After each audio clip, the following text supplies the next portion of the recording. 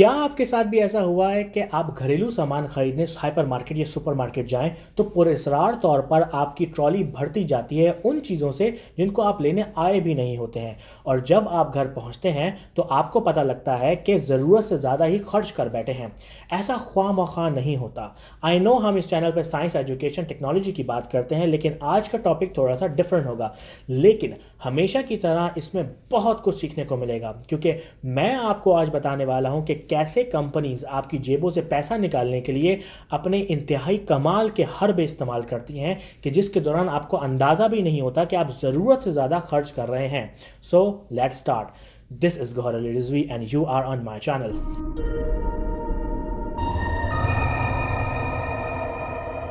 Number 1, usually जब आप cinema जाते हैं तो वहाँ पॉपकॉर्न ज़रूरत से ज़्यादा ही महंगे होते हैं। पाकिस्तान में यूजली एक पॉपकॉर्न का पैकेट 400 से 800 रुपए तक का मिलता है, डिपेंडिंग कि आप किस सिनेमा या शहर में हैं।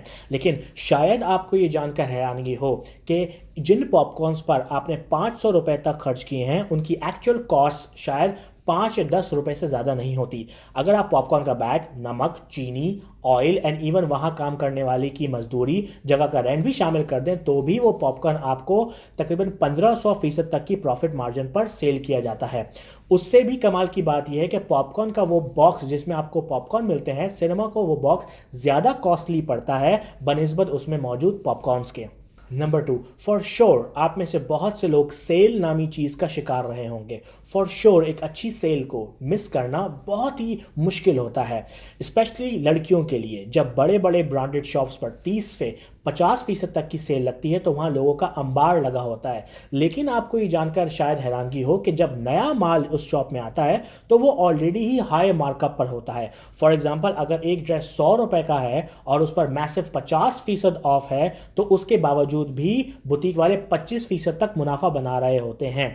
तो सोचें कि जब वो नया ब्रांडेड माल मार्केट में आता है तो वो कितना प्रॉफिट रखते होंगे। बर्तानिया में एक शॉपिंग कंपैरिजन साइट ने पता लगाया कि बहुत से फर्नीचर बेचने वाले ब्रांड्स ने क्रिसमस से पहले अपनी प्राइस 25% तक बढ़ा दी, और ये प्राइस क्रिसमस तक बढ़ाए रखी ताकि क्रिसमस पर वो आसानी से 25% तक की डिस्काउंट कैंपेन चला सकें और कस्टमर को 100% प्राइस पर वही प्रोडक्ट बेच सकें। नंबर 3, अब मैं लड़कियों और ख़वातीन से मुखातिब हूँ, क्योंकि आप लोगों को सबसे ज़्यादा लूटा जाता है। यूजली कंपनीज सेम प्रोडक्ट सिर्फ कलर चेंज करके और खुशबू चेंज करके लड़कियों को मर्दों की प्रोडक्ट से 75% तक कीमत बढ़ाकर बेच देती हैं।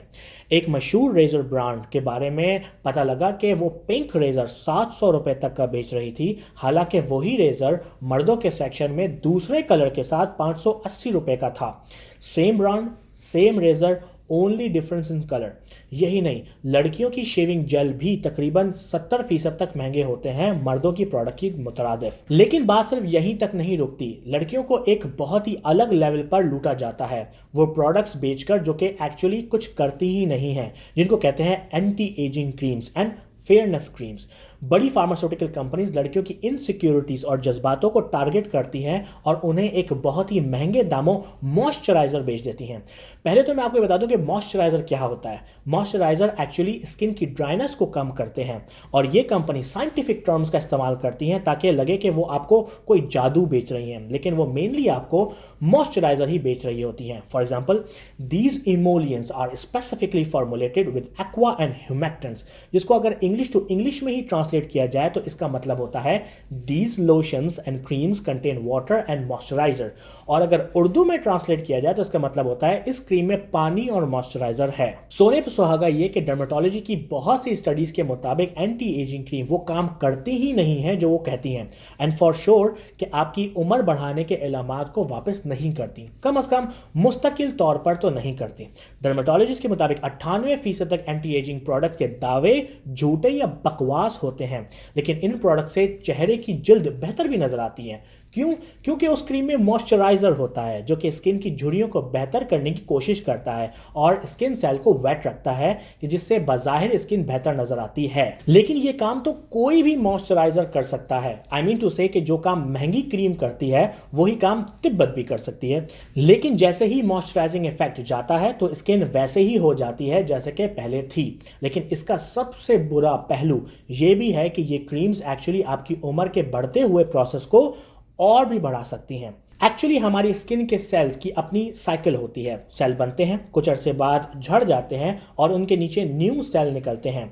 कुछ एंटी एजिंग कंपनीज इस प्रोसेस को इस्तेमाल करते हुए न्यू सेल की प्रोडक्शन को इन्हांस करती हैं और ऊपर वाले सेल को झाड़ देती हैं, जिससे आपको अपनी skin silkie smooth baby skin नजर आती है। लेकिन वो आपके अपने ही बॉडी के न्यू सेल्स होते हैं, जिससे ये साइकिल अपने नॉर्मल टाइम के बजाय जल्दी पूरा होता है। साथ साथ अगर आप ऐसी क्रीम्स लगाकर बाहर सूरज के नीचे जाएं तो सूरज की यूवी रेज उन क्रीम के केमिकल्स के साथ मिलकर एजिंग प्रोसेस को और भी बढ़ा देती हैं और आप जल्दी बूढ़ी होना शुरू हो जाती हैं।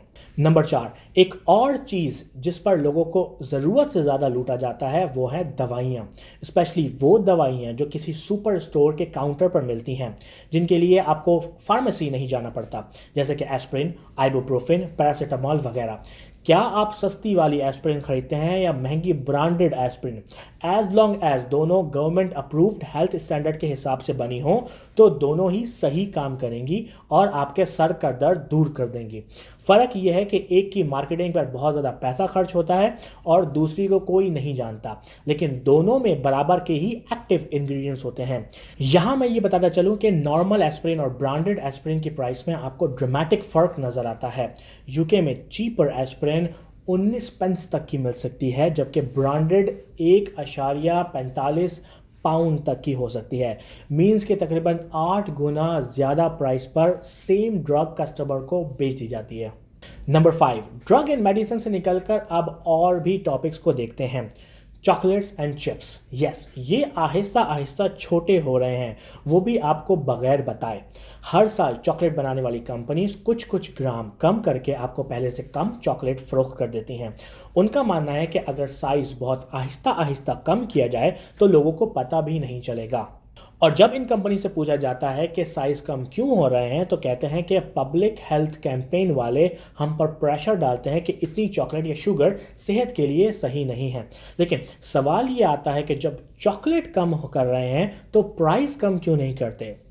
ना, कीमत सेम टू सेम ही रहती है। 2008 में स्निकर बार का वेट 62.5 ग्राम होता था, जो अब तकरीबन 50 ग्राम तक पहुंच गया है।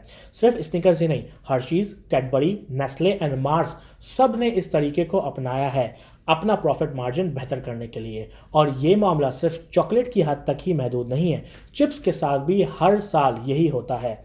चिप्स के पैकेट में चिप्स मुसलसल कम हो रहे हैं हर साल। नंबर 6, एक अंदाजे के मुताबिक कभी कभार 70% तक हाइपरमार्केट या सुपरमार्केट में ख़रीदारी अनप्लान्ड होती है, यानी कि आप निकलते कुछ और लेने के लिए हैं, लेकिन आपकी शॉपिंग ट्रॉली भरना शुरू हो जाती है उन चीज़ों से जिनको आप लेने भी नहीं आए होते, और घर आपको अंदाज़ा होता है कि कितनी गैर ज़रूरी चीज़ों की शॉपिंग कर बैठे हैं।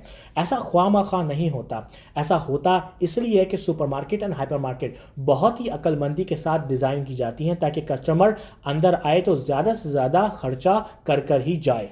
वो प्रोडक्ट जिन पर सबसे ज़्यादा मुनाफा होता है वो शेल्फ में आंखों के लेवल पर रख दी जाती हैं और चीप लो प्रॉफिट आइटम नीचे शेल्फ में। कुछ सुपरमार्केट्स में शुरू में इलेक्ट्रॉनिक सेक्शन रख दिया जाता है ताकि इलेक्ट्रॉनिक्स प्रोडक्ट आपको इंटाइस करें, जबकि सब्जियां और सस्ता सामान सबसे आखिर में रख दी जाती हैं। तो आपको आलू या प्याज तक पहुंचने के लिए इन सारी एक्सपेंसिव प्रोडक्ट के सामने से गुजरते हुए पहुंचना पड़ता है, जिसके दौरान आप कुछ ना कुछ उठा ही लेते हैं। कुछ सुपरमार्केट्स तो अपनी प्रोडक्ट्स एक जगह से दूसरी जगह भी मूव करती रहती हैं ताकि बार बार आने वाले कस्टमर्स को प्रोडक्ट वहां ना मिले जहां उनको पिछली बार मिल गई थी, ताकि वो और ज़्यादा से ज़्यादा सुपरमार्केट में घूम सकें। And that's it. होप कि आपको मेरी वीडियो पसंद आई हो। प्लीज़ लेट मी नो कि आपको मेरी वीडियो कैसी लगी। फेसबुक पर मुझे ज़रूर फॉलो करें। अगर आप मेरी पर्सनल लाइफ को फॉलो करना चाहते हैं तो इंस्टाग्राम पर मुझे फॉलो करें gohar.rizvi। यूट्यूब पर मुझे ज़रूर सब्सक्राइब करें www.youtube.com/mychannelvideo, and I will see you in the next video.